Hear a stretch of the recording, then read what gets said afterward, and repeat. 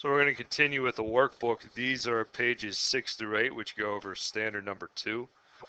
These are some formulas that you absolutely need to know to be successful on the SOL. They're not given to you on your formula sheet. Midpoint, distance, and slope. We've been writing them down throughout the year. Hopefully you know them by now. We're also going to talk about distance, parallel lines, perpendicular lines. Those are things that are covered in this standard. So if I take a look here, it says which segment is congruent to DB. Well, all I have to do is figure out that from D to B, the length is 5. And I have to find the other segment that's equal to 5. EF is also equal to 5, so I know that's congruent. I can go through all the other segments and none of them will equal 5.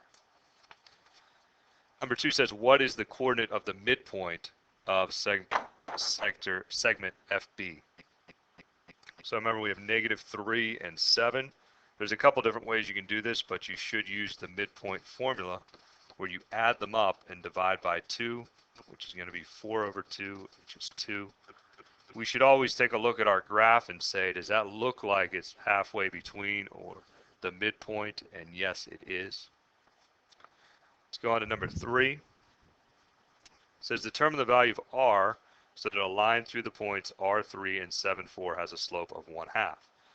We have to use the slope formula, which is going to be rise, so the difference in y's over the difference in x's. So remember, this is like x1, x2, and y1, y2. So I have to do a little bit of algebra to solve this. It shouldn't be that hard. So I have r minus 7 is, yes, r minus, I need to do the y coordinates. Help if I labeled these correctly, sorry about that. x1, y1, remember we have the first point at x2, y2. So let's do it now. y1 minus y2, 3 minus 4 over x1 r minus x2, 7. It's going to be equal to 1/2 because that's what the slope is equal to. So whenever I simplify this a little bit, I'm going to have -1 over r minus 7. So disregard number 4 for a second. It's equal to 1/2. And all I have to do is cross multiply. So I'm going to get r minus 7 is equal to -2. We add 7. Remember, we're doing the inverse or opposite. So we get r is equal to 5. So our answer is going to be r is equal to 5. If you didn't get this, you can pause the video or rewind it. I'm going to erase it so we can do problem number 4. It says find the slope of any line perpendicular. So remember, perpendicular lines, the slopes, so the slope of parallel lines, they're the same. The slope of perpendicular lines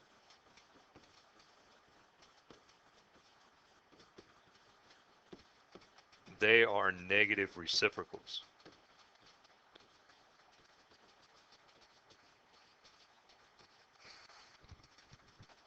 So first I need to find the slope of the line. So again, I'm going to use rise over run. So I'm going to have 5 minus -3. Remember, I'm taking y1 and y2. And that's going to be divided by -1 minus 0. So that's x1 and x2. Whenever I do that, I'm going to get +8 over -1.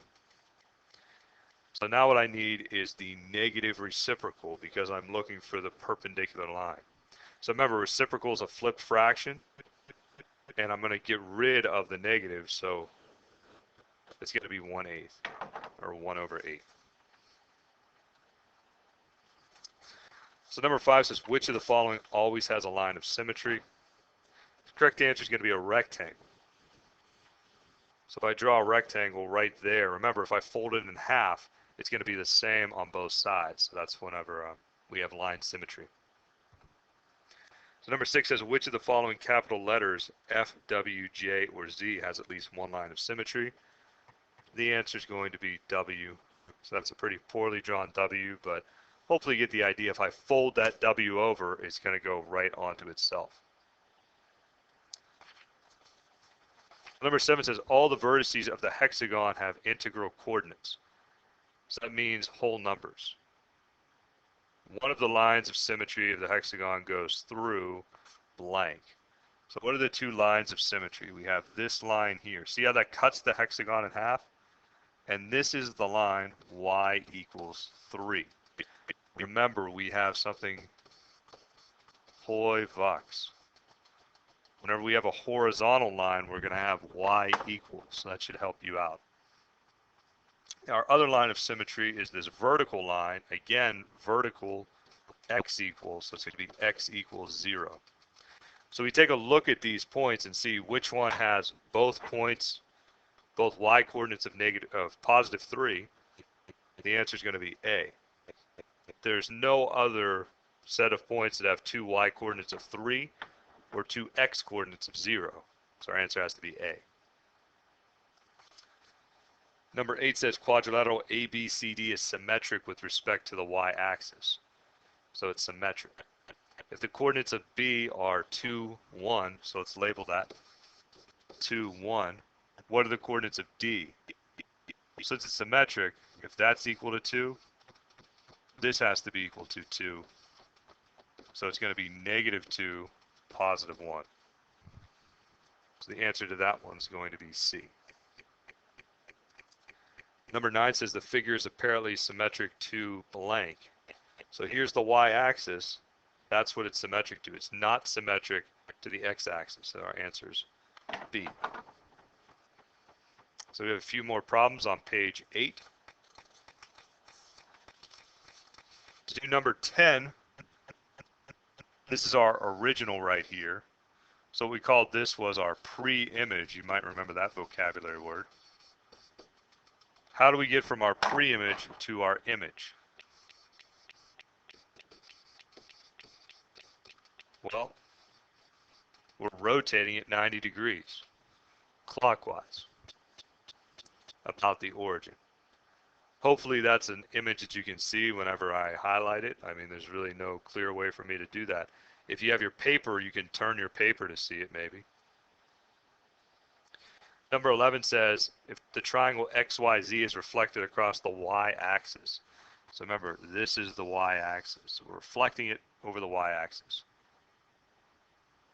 to form x prime, y prime, z prime triangle. What is the coordinate of y? So I think they want to ask you y prime because we have y right here. So we say, how far away am I? I'm 3 away, so I have to go 3 away right here. So y prime is going to be -3